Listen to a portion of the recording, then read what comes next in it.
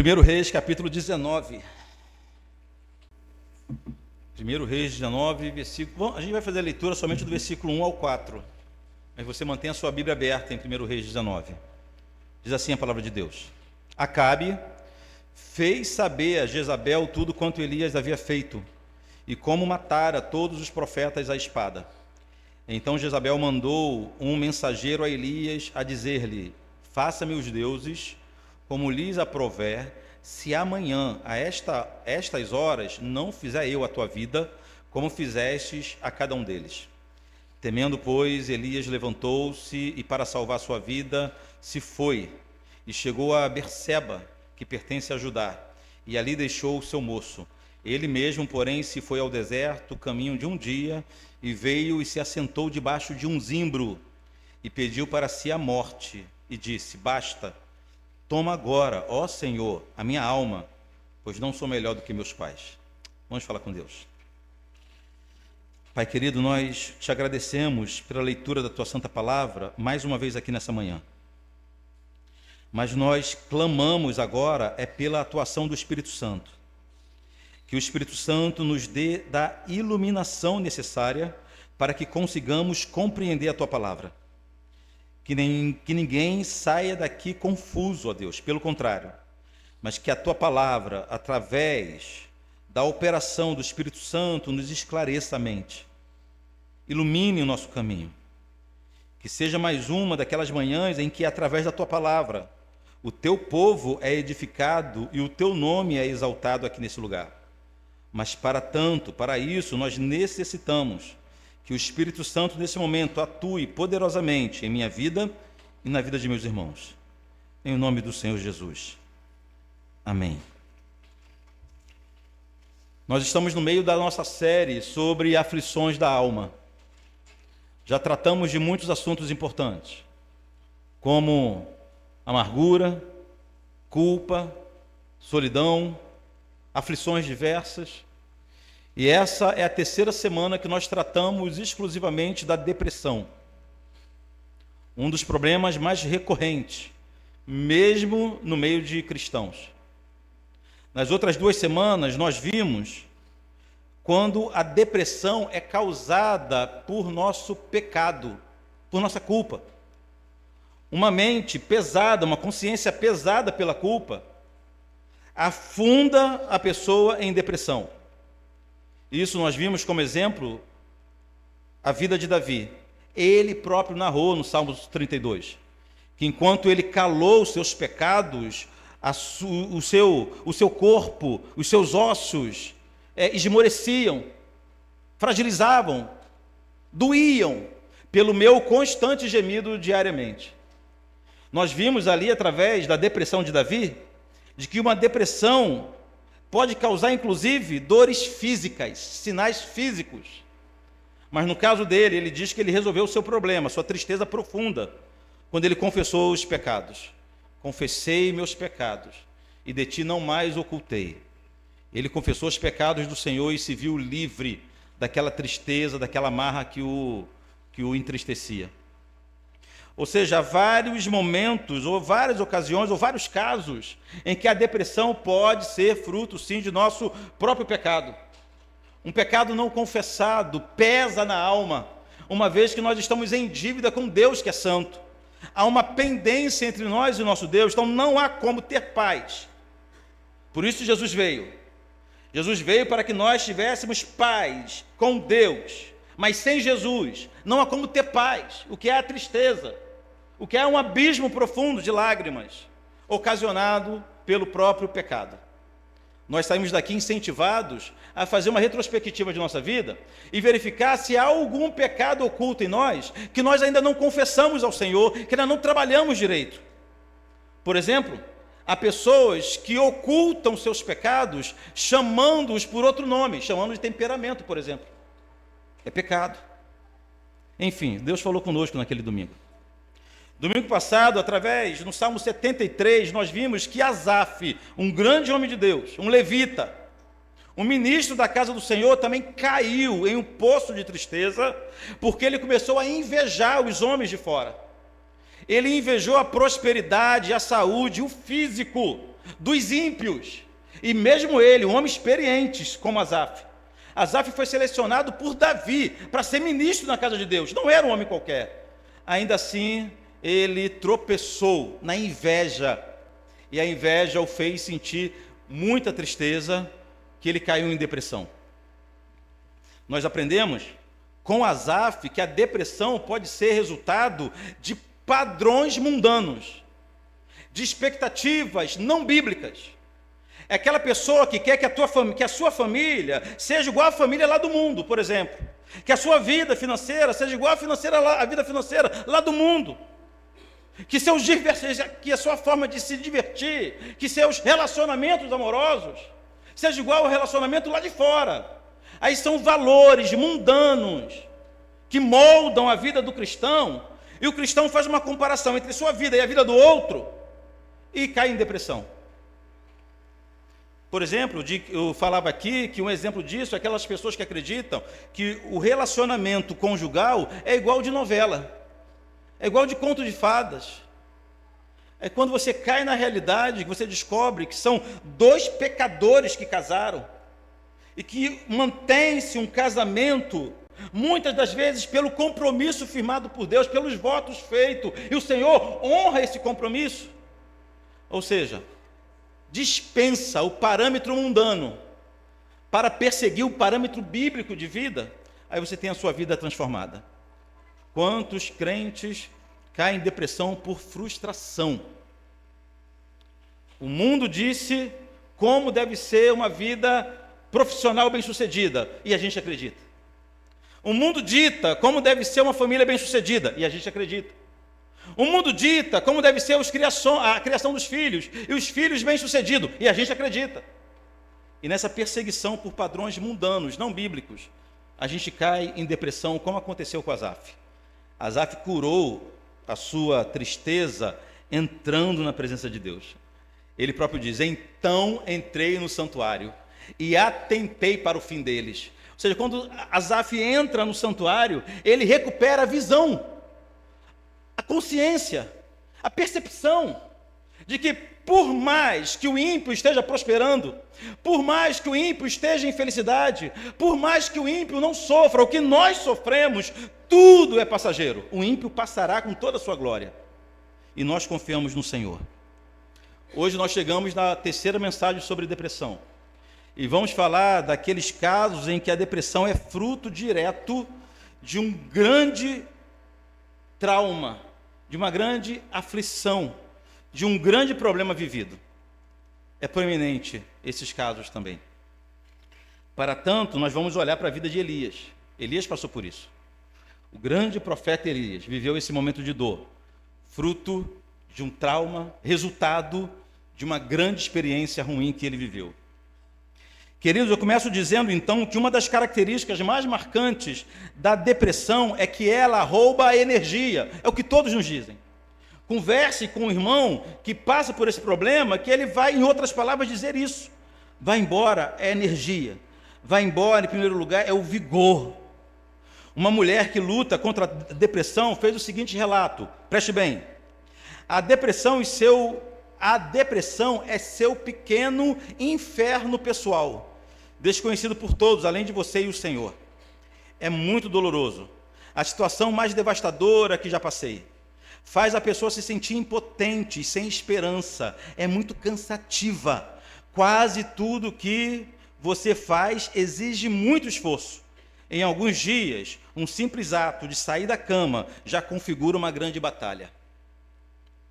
Relato de quem vive. Mas, irmãos, o agravante, queridos, é que essa tristeza profunda não rouba somente a energia, o vigor. Se roubasse somente a energia, já seria terrível. Mas além da energia, a depressão ela rouba afeições, a felicidade, o contentamento, o raciocínio.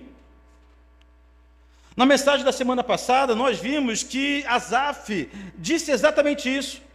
Asaf falou que em determinado momento ele estava diante de Deus como um animal irracional.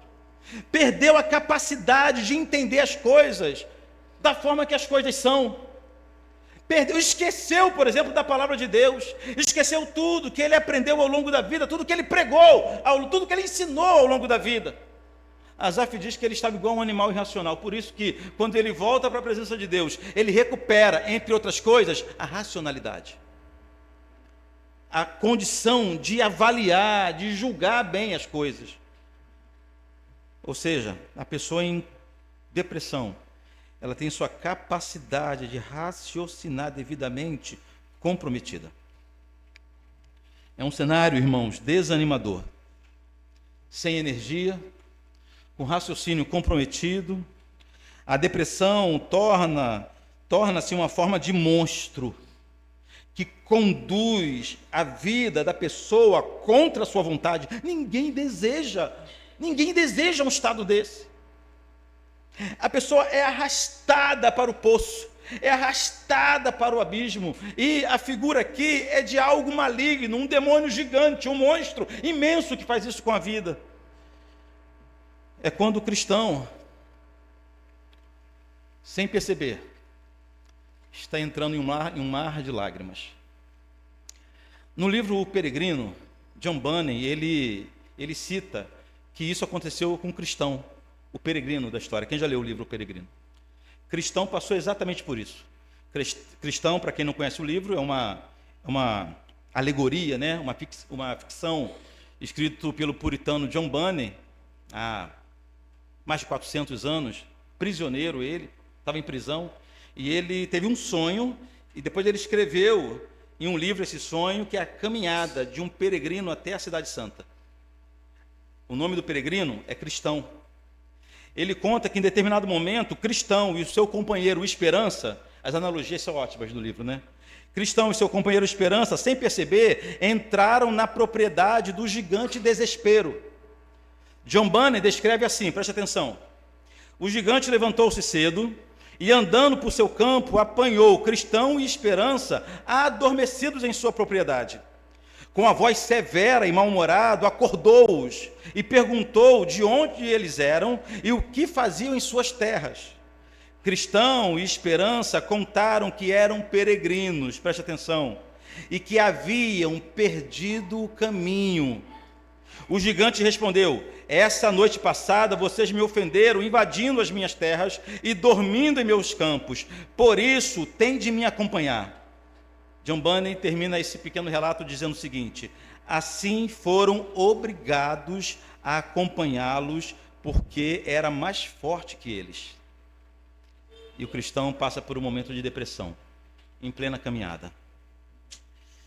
Os irmãos perceberam que tanto John Bunyan, em seu livro, como Asaf, no Salmo 73, como Davi, no Salmo 32, concordam que a depressão é um abismo de tristeza para onde a pessoa é arrastada.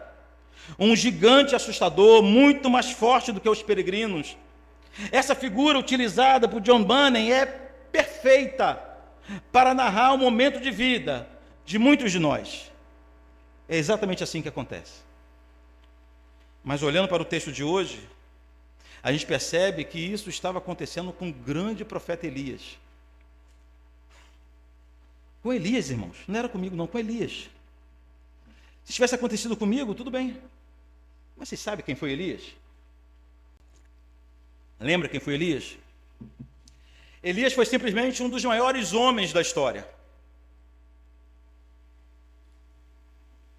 Jesus disse que o homem mais extraordinário da história foi João Batista.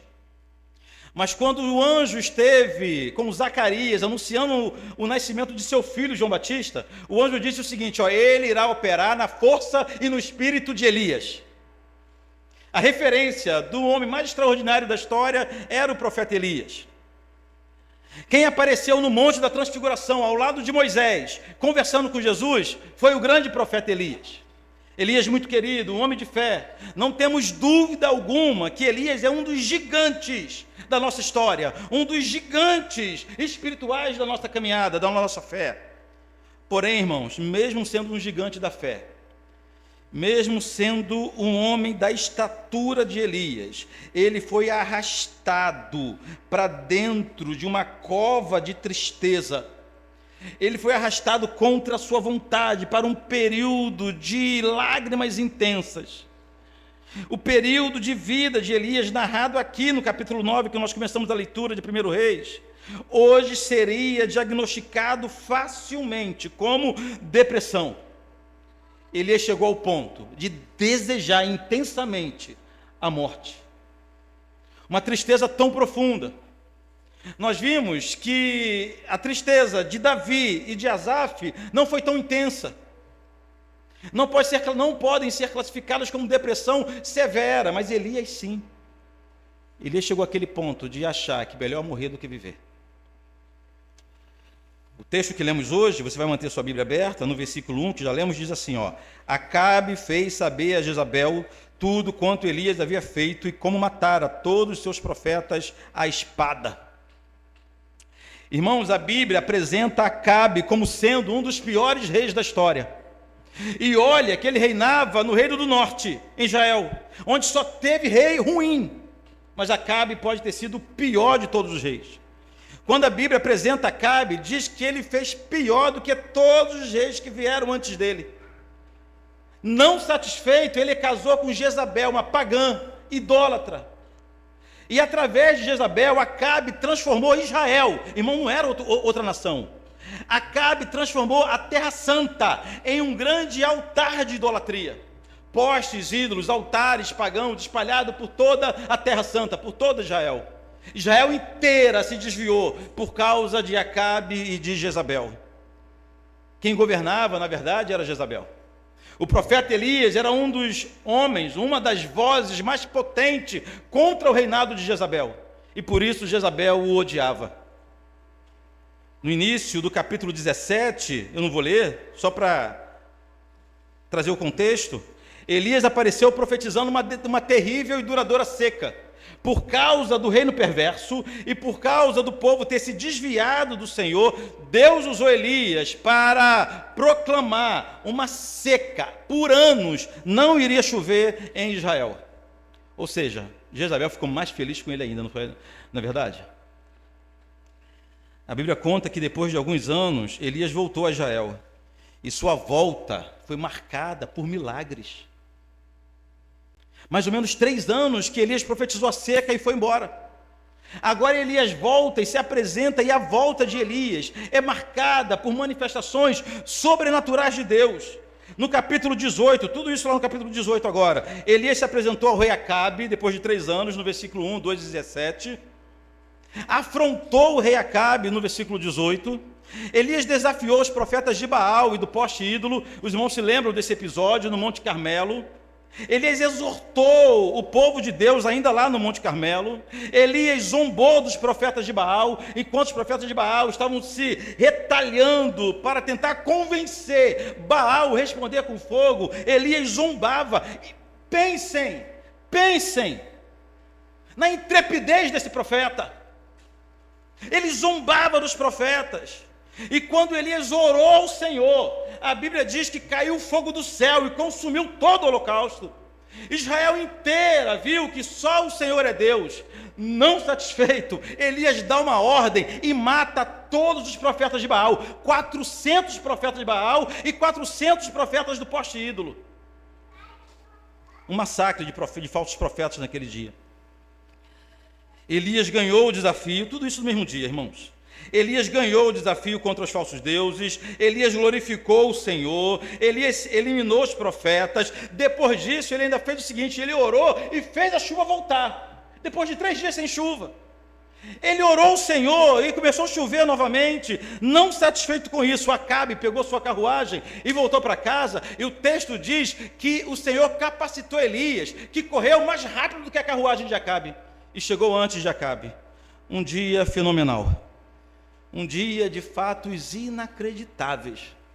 Um dia em que o Senhor demonstrou seu poder de forma gloriosa, exaltou o seu nome. O homem de Deus foi edificado. Todos viram que só o Senhor é Deus. E o profeta estava no azeite, como dizem.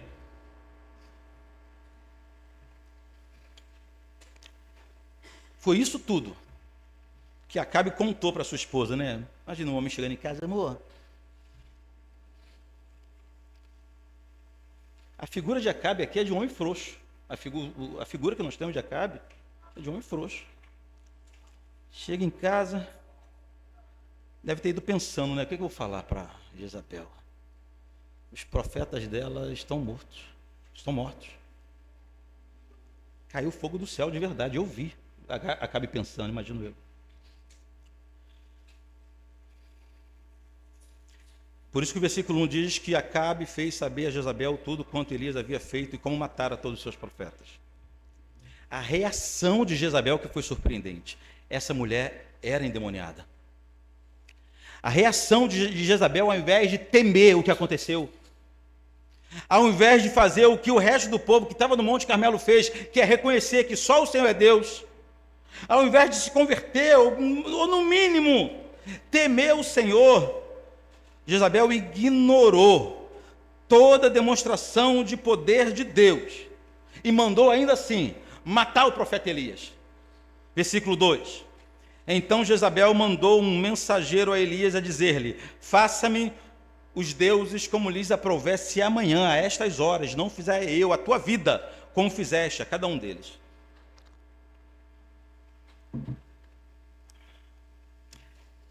É um fato surpreendente atrás de outro fato surpreendente. Se a reação de Jezabel nos surpreende, a reação de Elias me surpreende mais ainda. Elias tinha acabado de ver o poder de Deus. Elias tinha acabado de ter uma oração respondida de forma fenomenal. A gente ora por coisas bem menores, quando temos a resposta, a gente fica feliz da vida, não é verdade? Aquece a nossa fé. Elias orou para que descesse fogo do céu, e o fogo desceu. Elias tinha acabado de ser usado por Deus para ridicularizar os deuses pagãos e o reinado de Jezabel. Elias estava cheio de vida, Elias estava cheio de força, mas ainda assim, quando ele ouviu que Jezabel jurou matá-lo, ele caiu em depressão e fugiu. Como pode? Como pode? Olha o versículo 3 e 4. Temendo, pois, Elias, temendo, o homem viu fogo cair do céu. Temendo, pois, Elias levantou-se para salvar sua vida. Então, ele achou mesmo que Jezabel podia matá-lo. E para salvar sua vida, se foi, chegou a Berseba, que pertence a Judá. Gente, Judá era como se fosse outro país. Israel estava dividido em Reino do Norte e Reino do Sul. Judá era Reino do Sul. Ele mudou de país por causa dessa mulher. Ali deixou o seu moço e ele mesmo, porém, se foi ao deserto ainda, caminhando por um dia. Veio, assentou-se em um zimbro e pediu para si a morte e disse: basta, toma agora, ó Senhor, a minha alma, pois não sou melhor que meus pais. Irmãos, vivendo tudo que ele viveu, ele deveria se tornar o homem mais brabo de Israel, não é verdade? Mas mesmo tendo visto Deus agir de forma poderosa, mesmo depois de ter sido usado por Deus para fazer a obra assustadora, Elias ficou com medo de Jezabel, ele temeu. Ele não temeu o Deus de Jezabel, mas ele temeu Jezabel. Comece a contabilizar esses atos irracionais de Elias, sem sentido, irracional nesse sentido, sem sentido. Mas isso já era sinal da sua depressão. A irracionalidade, como eu disse, já era sinal de depressão. A perda da capacidade de raciocinar corretamente, a perda da capacidade de fazer julgamentos coerentes sobre a realidade. Ou como disse Asaf no Salmo 73, versículo 22, eu estava embrutecido e ignorante, era como um irracional.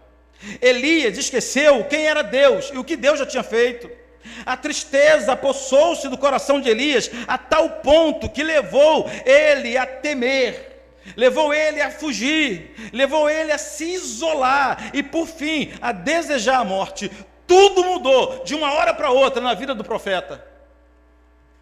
Em um momento ele era um homem forte, audaz, valente, e no momento seguinte, um homem afogado em dor e desejando a própria morte. Que gangorra, não é verdade? Parece qual é o nome daqueles brinquedos do parque? Do trenzinho, uma montanha-russa. Parece uma montanha-russa. Hora você está em cima, hora você está embaixo, hora você está de cabeça para baixo. Assim era a vida do profeta. Precisamos agora entender o que fez Elias sentir tanta tristeza. Não é possível que foi apenas uma ameaça de uma rainha, ainda que essa rainha fosse Jezabel. Ainda que Jezabel fosse o ícone da maldade dos seus dias. Jezabel é aquela que, quando o seu marido Acabe chegou em casa triste porque tentou comprar uma vinha e não conseguiu, ela foi lá e trouxe a chave da vinha para Acabe. O que você fez? Você comprou? Não, eu matei o dono. Resolvi.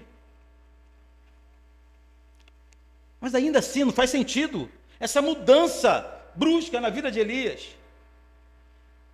O que foi poderoso o suficiente para tocar no coração e deixá-lo completamente apavorado e deprimido? Irmãos, a verdade é que Elias tinha vivido um grande sofrimento que lhe causou, estamos vendo aqui, um grande trauma. Elias tinha passado já por um momento de dor profunda, por um período de sofrimento profundo. Ele tinha sido vítima de algo terrível, e por isso deixou marcas em sua vida, e por isso que ele correu. Elias era um dos poucos sobreviventes de uma chacina. Você tem noção do que é isso?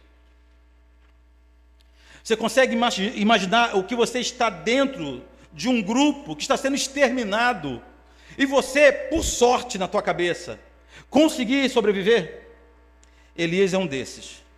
1 Reis, capítulo 18, versículo 4, diz assim, que Jezabel exterminava os profetas do Senhor. Jezabel, o exército dela, caçava profetas pelas ruas de Israel e matava-os à espada. Uma cerimônia macabra, possivelmente à vista de todos. Profetas capturados um a um e tendo sua cabeça arrancada à luz do dia, para que todos vissem. Um profeta, outro, e Elias no meio desse grupo. Ah, irmãos, quantos profetas foram mortos pelas mãos de Jezabel? Nós não sabemos. Não sabemos o certo, provavelmente centenas. Centenas, nós podemos acreditar nisso porque apenas Obadias conseguiu esconder 100 profetas numa caverna. Os outros foram todos mortos pelas mãos de Jezabel, uma carnificina em Israel. Um banho de sangue de profetas. Não sabemos o que é isso. Eu imagino que nenhum dos irmãos já passaram por uma carnificina, por uma chacina desse monte. A gente ouve as notícias e ficamos apavorados. A gente ouve o que acontece e fica apavorado. Elias estava no meio do grupo que estava sendo exterminado. Por isso que agora, quando ele ouve dizer que nada mudou, mesmo depois de tamanha demonstração de poder de Deus, nada mudou. O perigo permaneceu. Ele viu os seus amigos morrendo. Ele viu os seus amigos de ministério, os seus colegas de ministério profético sendo executados um a um. Nada mudou. Nós podemos ter certeza que era essa grande tragédia que gerou essa agonia no coração de Elias, porque ele próprio diz isso. Mais adiante, quando o Senhor perguntou por 2 vezes, em situações diferentes, por duas vezes, o Senhor perguntou por que Elias estava tão triste. A resposta de Elias, as 2 vezes, foram idênticas, versículo 10 e versículo 14. Diz assim: tenho sido em extremo zeloso pelo Senhor, Deus dos exércitos, porque os filhos de Israel deixaram a tua aliança, derribaram os teus altares e mataram os teus profetas à espada, e eu fiquei só e procuram tirar minha vida. Motivo mais de suficiente para entrar em desespero. Em outras palavras, irmãos, foi uma experiência de extrema dor. Tanto a tragédia em si, como o luto por seus amigos, que traumatizaram, que deixaram marcas na vida do homem de Deus. Isso tudo somado a um contexto adverso. Então Elias se afundou em depressão severa. Traumas vividos, ou melhor, traumas, resultados de experiências vividas, têm o poder de lançar qualquer um em um mar de lágrimas. Tem o poder que o gigante tinha na ilustração de Bunny, de arrastar as pessoas para o oceano de tristeza. Traumas, resultados de situações vividas. E nessa hora não há gigante. Elias era um gigante. Não há gigante quando a dor chega. Não há gigante quando o mundo desaba, quando o chão treme, ninguém fica de pé, nem mesmo os gigantes como Elias. A tristeza de Elias não era resultado de seu pecado. A tristeza de Elias não era resultado de uma compreensão errada da vida. A tristeza de Elias era resultado direto de uma experiência extremamente dolorosa. Vocês estão me entendendo? São muitas experiências vividas que têm o poder de deixar feridas permanentes. Feridas permanentes na alma. Cicatrizes que não apagam. São muitas as ocasiões. Abandono. Aquela pessoa que foi abandonada na vida por quem não deveria abandoná-la. Decepção, bullying, violência física, agressão psicológica, abuso sexual, luto e tantos outros incidentes dessa vida ou tragédias dessa vida que deixam traumas no coração, na vida, na alma de qualquer um de nós. De qualquer um de nós. Ninguém é isento disso. O grande Moisés, por exemplo, um homem de Deus, ele também desejou morrer de tanta tristeza por causa da forma leviana como ele era tratado pelos hebreus. Eu vou ler para os irmãos Números, capítulo 11, 14 e 15. Diz assim, Moisés falando para Deus: eu sozinho não posso levar todo esse povo, pois me é pesado demais. Se assim me tratas, mata-me de uma vez, eu te peço. Falando com Deus. Muitas experiências de agressão verbal sofridos por Moisés. E a mesma coisa acontece com a maioria, com muitos de nós. Elias estava em sofrimento. Moisés estava em sofrimento.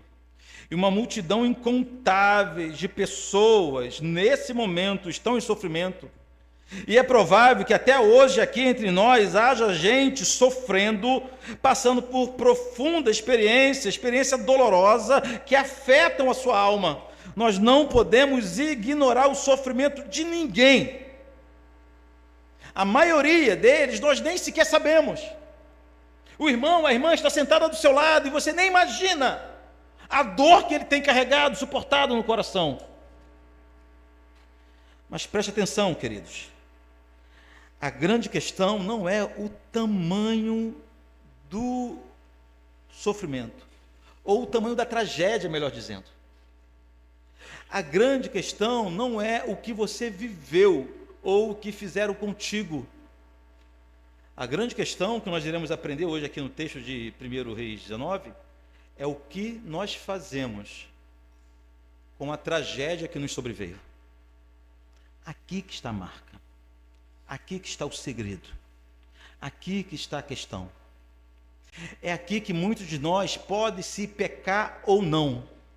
A forma como nós reagimos às grandes dores da vida, a forma como nós reagimos às grandes tragédias de nossa vida, por pior que elas tenham sido, pode sim configurar um pecado.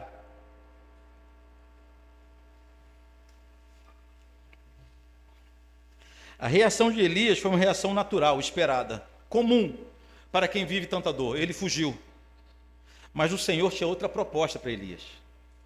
A proposta do Senhor era outra. Elias tratou dessa questão de uma forma, o Senhor tratou de outra. Em primeiro lugar, o Senhor não deixou de cuidar de Elias em sua dor. O Senhor não deixou de cuidar de Elias em sua dor. Olha o versículo 5 e o versículo 6 do texto que lemos hoje. Deitou-se e dormiu debaixo de um zimbro, e eis que um anjo o tocou e lhe disse: levanta-te e come.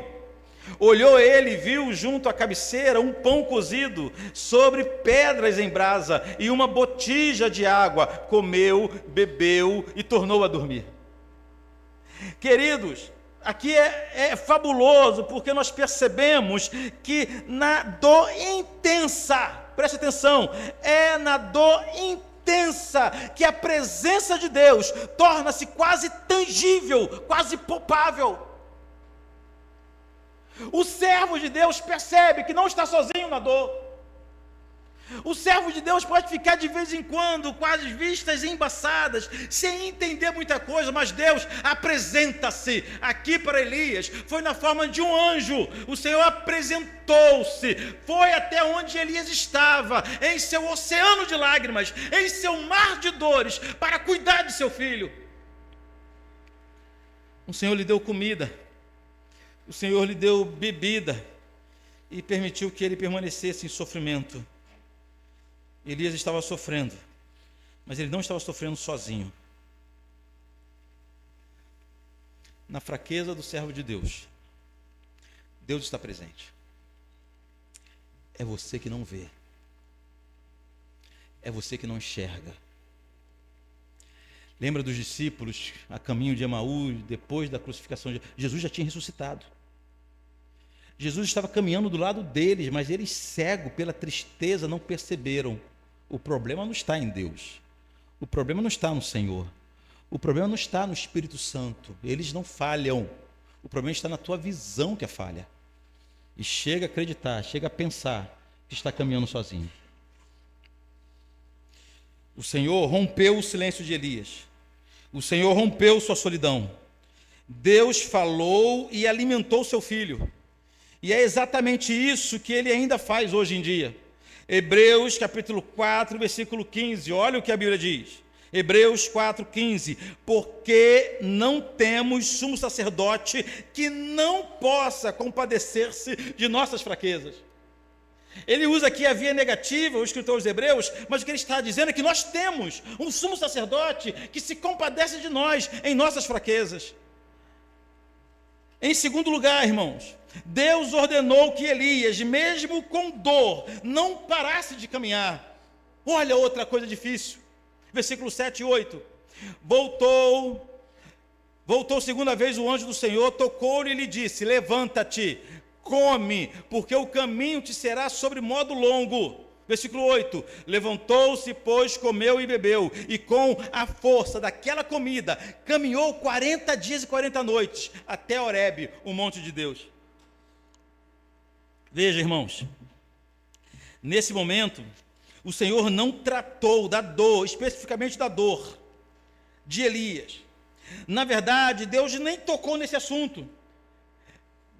Nesse momento e nas outras horas que Deus for falar com Elias, Deus nem vai tocar no assunto da dor.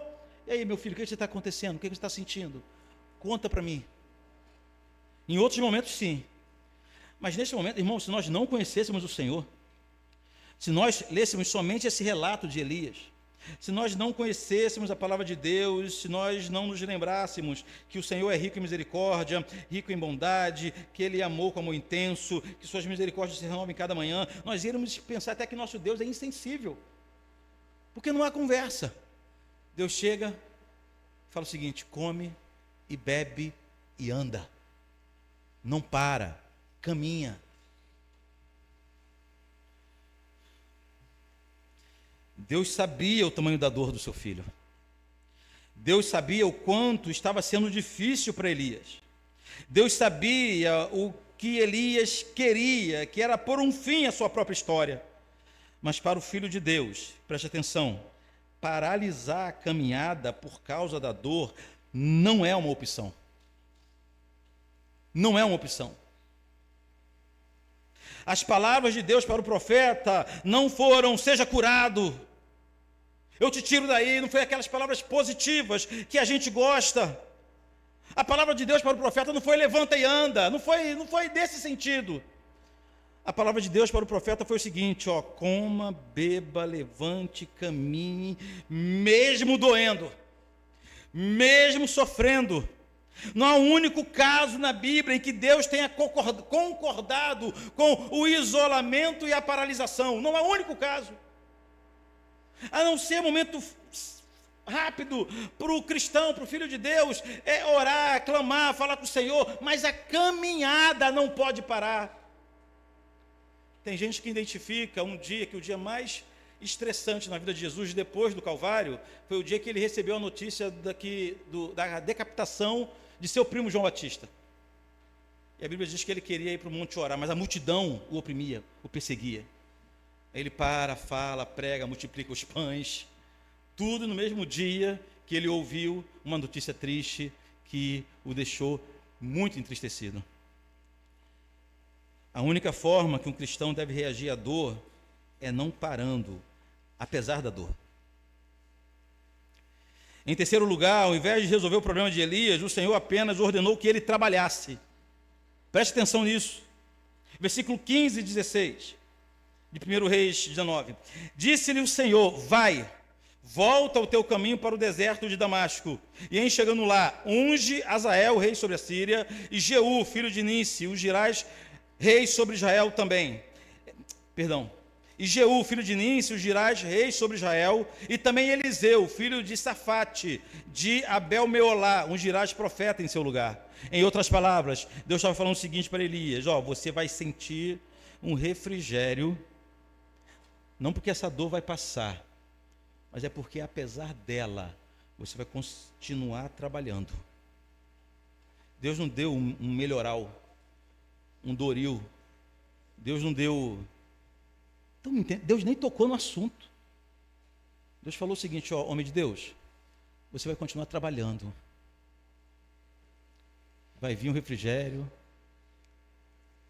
vai vir um consolo, vai vir a fortaleza, mas não parado, não estagnado.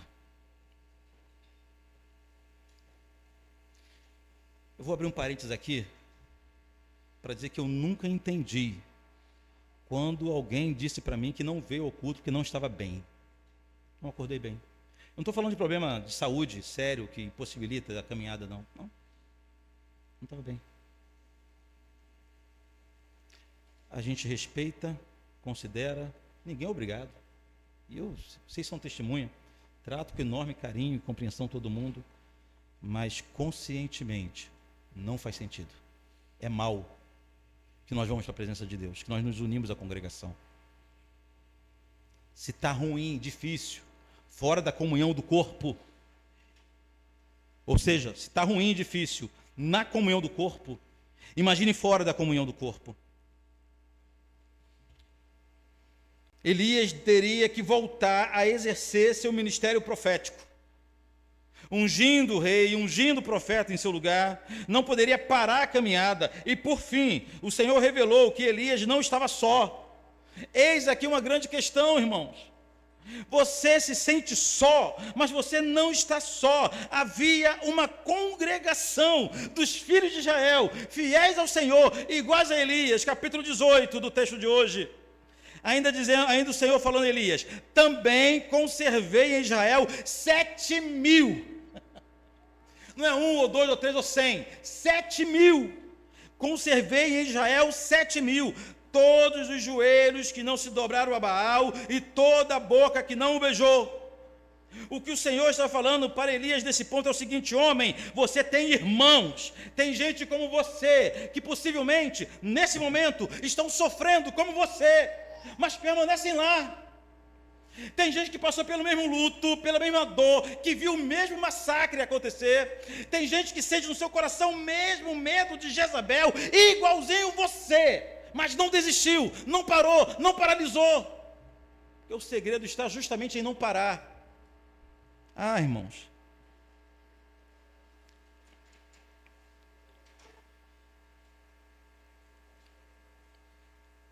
não é que Deus é insensível à dor.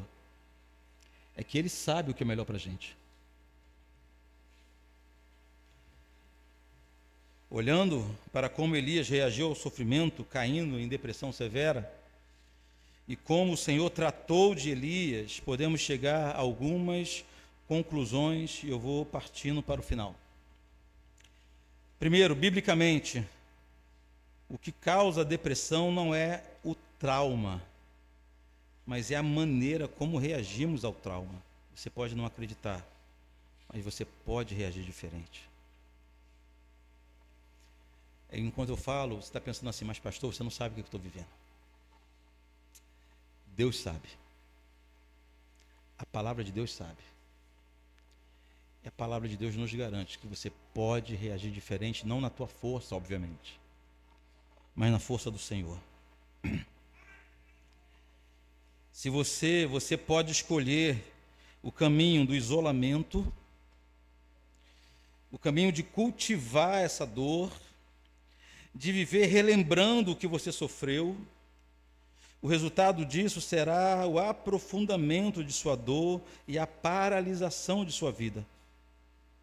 Ou você pode decidir se refugiar em Jesus, se fortalecer nele e permanecer caminhando apesar do sofrimento. Queridos, todo mundo está em sofrimento. Todo mundo. Às vezes nós temos uma percepção de que a nossa dor é mais intensa, é diferente, é singular, e não é. Está todo mundo nesse momento passando por algum tipo de aflição imensa.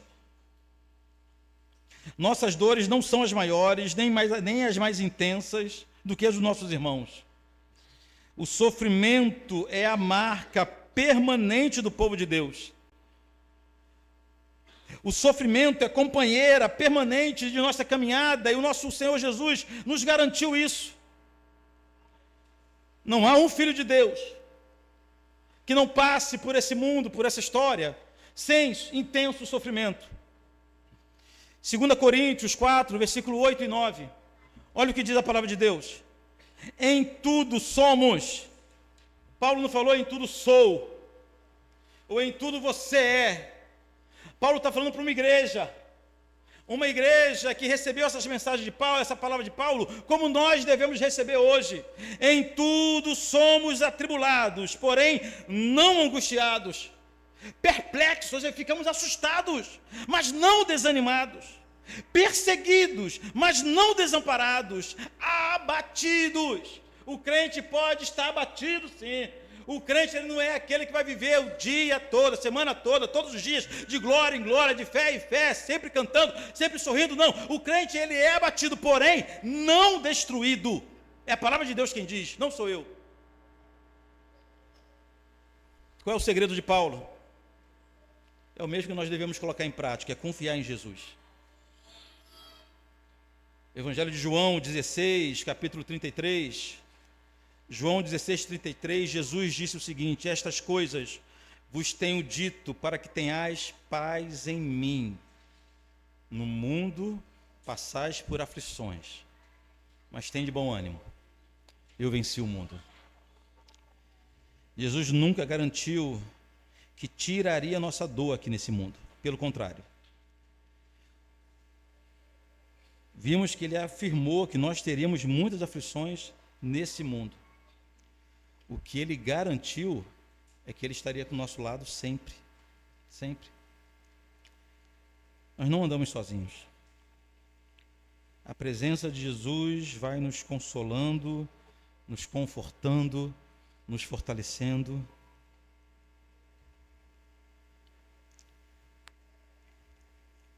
Não tenho como fechar essa série sem contar um breve testemunho.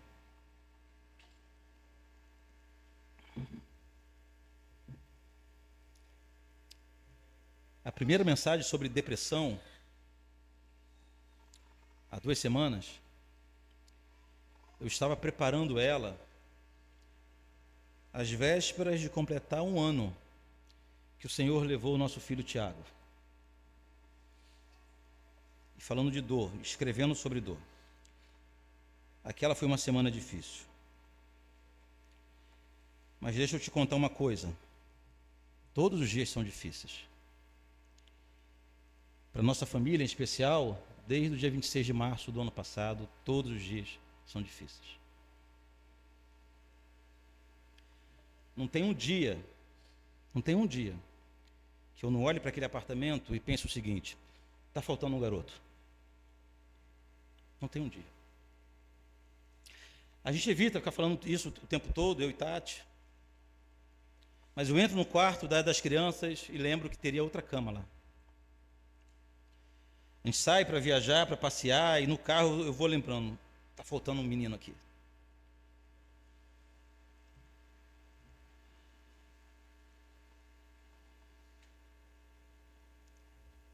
A dor não passa. Nós a domamos e caminhamos com ela. Não vai chegar o dia que nós iremos olhar para essa história e achar irrelevante. Não vai chegar esse dia nunca. Vai chegar. Mas não aqui. Mas essa dor não pode nos paralisar. Nos apegamos em 3 certezas. Primeiro, Deus sabe por que passamos pelo que passamos. Ele sabe, eu não sei. Não sei quais são os planos de Deus. Talvez uma tragédia que molde o nosso coração até para eu servir os irmãos melhor. Talvez seja isso. Ele sabe. Em segundo lugar, Jesus está ao nosso lado sempre. Disso jamais tivemos dúvida.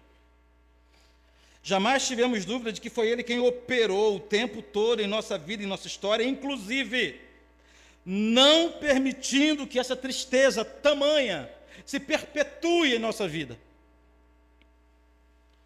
E a terceira afirmação que nos apegamos, a terceira certeza que nos apegamos, é que essa dor e todas as dores um dia vai passar.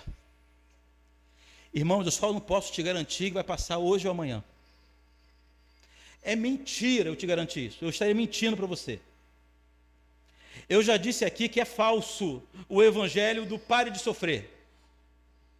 Eu queria chegar para você e falar o seguinte: sabe essa dor que você vive? Vai passar em 15 dias. Mas não posso te garantir isso. O que eu posso te garantir é que vai chegar o dia. Vai chegar o dia que a Bíblia garante que nós encontraremos o nosso Cristo em um corpo glorificado, em que a morte, a dor, o luto não terá mais domínio sobre nós, e o texto de Apocalipse diz que Ele enxugará dos olhos toda lágrima. Eu não vou mais chorar, nem você. Irmãos, é nessa certeza que nos apegamos. Eu nem quero saber o tamanho da dor, se ela vai me perseguir por quanto tempo, se vai chegar um dia que vai ser melhor para mim ou pior. Isso não passa pela minha cabeça. O que eu quero saber é o seguinte: vai chegar um dia que toda dor cessará. Vai chegar um dia que toda lágrima será enxugada. Vai chegar um dia que nós não teremos mais nenhum tipo de aflição, nenhum tipo de medo, nenhum tipo de tristeza. Estaremos para sempre na presença do nosso Rei, estaremos para sempre na presença do nosso Deus. O inimigo estará derrotado, Satanás estará aprisionado para sempre, e nós estaremos livres do nosso pecado, gozando delícias perpétuas, é o que a palavra diz, na presença do nosso Deus. Até esse dia chegar, é dor, é sofrimento, é lágrima, é angústia, mas jamais estaremos sozinhos. Eu quero finalizar com 3 aplicações. A primeira que eu quero incentivar você a enxergar o seu sofrimento, ou melhor, a tua tragédia, biblicamente. Faça isso. Não procure explicações em outras fontes para o que você viveu. Procure entender à luz da palavra de Deus o que você viveu e por que você viveu o que você viveu. Busque entender o que a palavra de Deus diz sobre a tua tragédia, o teu sofrimento. Tenha uma boa teologia do sofrimento. Entende o que é isso? Entender teologicamente o sofrimento, ou o que a palavra de Deus diz sobre sofrimento. É difícil, irmãos. Mas nós estamos aqui, tanto o ministério pastoral como essa congregação, para te ajudar. Você não precisa caminhar sozinho. Não consegue entender? Vamos tentar entender juntos. Em segundo lugar, segunda aplicação, não se isole. Congregue, mesmo quando aparentemente for impossível. É no meio da congregação que o Senhor cuida e trata de nossa alma. Nossa alma é alimentada, é revigorada, é na congregação. E por fim, seja contente com a tua história de vida, ainda que a tua história tenha capítulos extremamente tristes. Essa é a tua história, é a história que Deus te deu.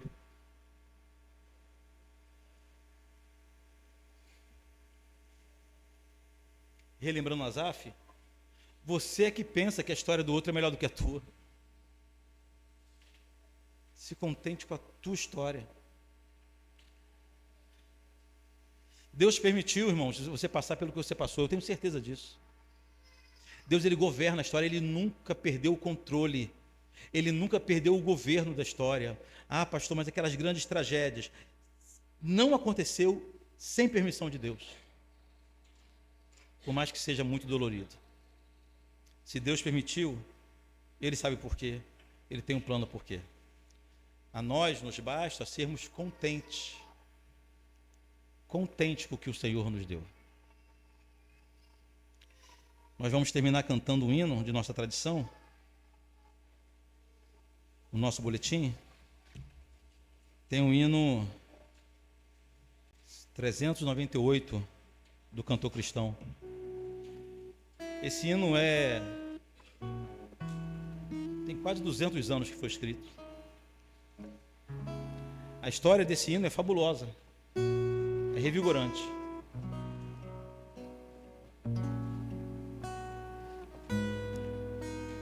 O missionário que vinha para evangelizar a América, ainda no período de América colonial, primeiramente ele enviou sua família, sua esposa, se eu não me engano, 2 ou 3 filhas, em um navio que não tinha vaga para ele, alguma questão particular. Então o missionário primeiro enviou sua família. Depois de dias, chega a notícia que o navio que sua família estava naufragou. Ele perdeu os maiores amores de sua vida, sua esposa e suas filhas. O que ele fez? Ele tinha uma missão, e a missão não podia parar. Ele pegou o próximo navio e foi para a América evangelizar a América. Quando passou pelo local onde disseram que o navio afundou, onde possivelmente estava lá sepultada nas águas o corpo de sua esposa e de suas filhas, ele compôs essa linda canção. Se paz a mais doce me deres gozar, ou se dor a mais forte eu sofrer, ó seja o que for, tu me fazes saber que feliz com Jesus sempre sou. O nosso problema é o conceito de felicidade. O conceito moderno de felicidade é andar sorrindo, cantando e pulando. Não é isso não. Felicidade significa contentamento. É o tipo seguinte: é isso que eu tenho que passar? Deus sabe de todas as coisas. Deus é bom. Deus sabe o que faz.